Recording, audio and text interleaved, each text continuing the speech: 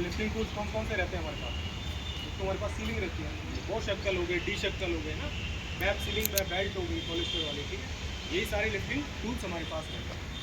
Lifting tools में हमें सबसे पहले क्या चेक करना, मान लो कि सीलिंग है, उसकी क्या वायर की कंडीशन क्या है, सबसे पहले वायर है ना, क्रेम थिम्बल है, उसके सारी चीज़ अगर ओके हैं तो वो क्या है, यूजेबल, तो ठीक है। फिर उसके बाद जो एसडब्ल्यूएल पता करना है वो कैसे पता करोगे आप? सिर्फ वर्कलोड उसका, मान लो हमारी यही सीलिंग है, उसका वर्कलोड हम कैसे पता करेंगे? कितने एमएम का है ना, रिगर है ना, तो रिगर को आपको पता रहना चाहिए कि कितने एमएम की सीलिंग, कितना उसका सिर्फ वर्कलोड रहता है। पता है 20 एमएम की सीलिंग कितना वजन उठाएगी? कौन है रिगर?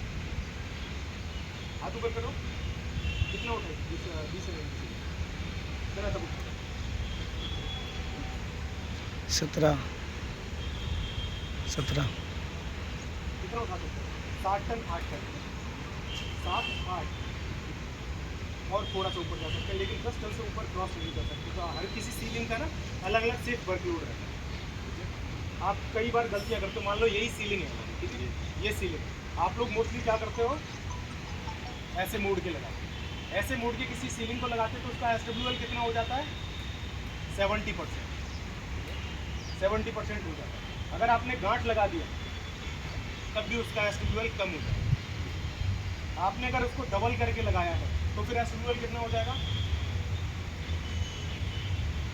जोर से बोलो। डबल हो जाएगा ना? हाँ, डबल हो जाता है। तो कभी भी किसी भी सीलिंग को लगाते हैं तो इस एंगल में नहीं लगाना होगा, जो आप ये लगा देते हो ना, इस तरीके से मोड़ के नहीं लगाना, डायरेक्ट लगाओ। डी शक्ल गो शक्ल आप जो यूज कर रहे हो उसमें स्ट्रेट रहना चाहिए, और कभी भी हमारा मिड में आना चाहिए। मान लो ये हुक है हमारा, है ना, तो ये हमारा मिड हो गया, ठीक है। मिड में ही लोड आना चाहिए हमेशा, ऑफ लोड बिल्कुल भी नहीं होना चाहिए। डी शक्ल इधर उधर स्लाइड नहीं कर चाहिए, ठीक है। अगर मिड में रहेगा तो वो प्रॉपर उठा सकता है, और अगर साइड में जा रहा है तो वो क्या है ना, कैपेसिटी उसकी डाउन हो रही है, कभी भी दुर्घटना आपके साथ हो सकती है। सीलिंग के अंदर कोई भी फॉल्ट नहीं रहना चाहिए, क्योंकि उसकी जो वायर रोप रहती है ना, एक एक वायर रोप के ऊपर ही उसका क्या है, एसडब्ल्यूएल बनता है। डी शक्ल वो शक्ल जितने भी, उसमें भी कई बार क्या है ना, क्रैक आ जाता है, उसकी आई पिन प्रॉपर टाइट नहीं होती है किसी किसी। तो ऐसे किसी इक्विपमेंट को आपको यूज नहीं करना है लिफ्टिंग के टाइम, क्योंकि लिफ्टिंग की एक्टिविटी क्या होती है, हैवी लिफ्टिंग एक्टिविटी करते हैं डेली, फ्रेम उतार रहे हैं।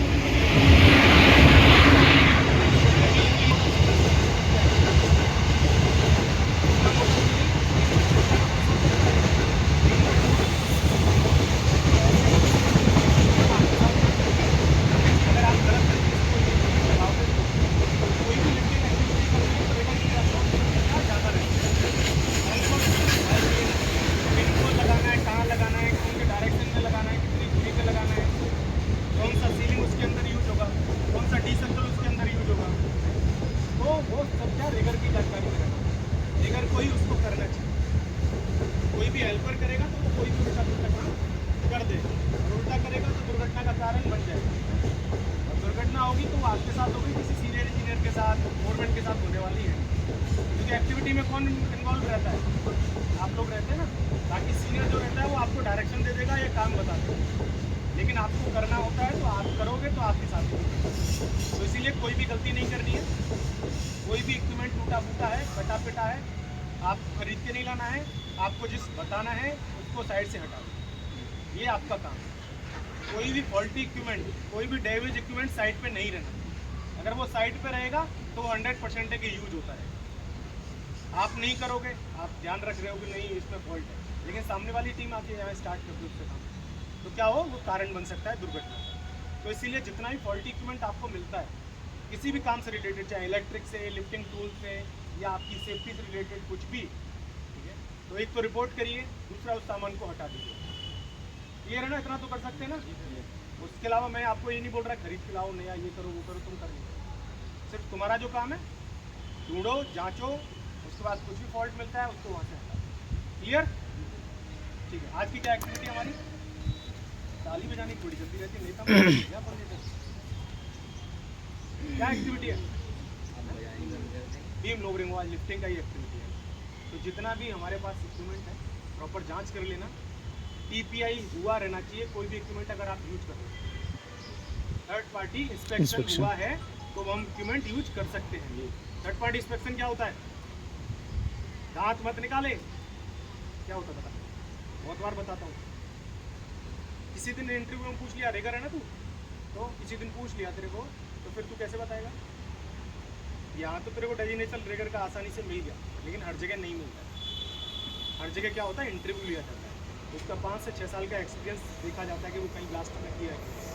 क्या रहता है, कौन बताएगा? Third party inspection. क्या पता क्या होता है, बताओ क्या होता नहीं पता। मान लो हमारी साइड पर कोई मशीनरी आई, नई मशीनरी आई, कोई इक्विपमेंट आए, ठीक है, कंपनी ने सर्टिफिकेट दिया है कि वो प्रॉपर है, सेफ है, लेकिन हम फिर भी उसका बिलीव नहीं करते। इसीलिए हम थर्ड पार्टी को इन्वॉल्व करते हैं। जो प्राइवेट एजेंसी, सरकारी एजेंसी रहती है, वो ऑथराइजेशन रहता है उनके पास, ठीक है, उनको जांच करने के लिए बुलाते हैं। जांच करने के बाद वो हमको एक सर्टिफिकेट देते हैं कि वो यूज कर सकते हैं। वो क्या होता है, थर्ड पार्टी इंस्पेक्शन, जो हमें, हमारी कंपनी की भी पार्टी नहीं रहती, हमारी कंपनी की टीम भी नहीं रहती, वो अदर टीम बुलाते हैं, इंस्पेक्शन करते हैं, फिर हमको सर्टिफाइड करते हैं कि अभी हम इस इक्विपमेंट को यूज कर सकते हैं। ठीक है, क्लियर है ना? आपको समझ में आ गया ना? अभी नेक्स्ट टाइम अगले हफ्ते जब पूछूंगा तो बताना पड़ेगा, ये ध्यान रखना है, क्योंकि जो भी मैं अगर बोलता हूँ तो 2-4 शब्द अपने कानों में और दिमाग में घुसाएगा। मैं वो जानकारी लेता हूँ कि मैं पागलों की तरह चिल्ला के चला जाता हूँ, उसका कुछ रिजल्ट आता कि नहीं आता। टीवीटी तो हम ले सकते हैं ना, फोटो खींच के हो गया हमारा, टीवीटी ग्रुप में डाल देंगे, हमको बताया था, बहुत कुछ होता है ना। और भी अदर हैं हमारी टीम में, नाम किसी का नहीं लूँगा, फोटो खींचा हो गया टीवीटी। अगर वो टीवीटी चाहते हो तो उससे आपको रिजल्ट 0 मिलेगा। उससे रिजल्ट क्या मिलेगा? 0। सिर्फ फॉर्मेलिटी पूरी हो रही है।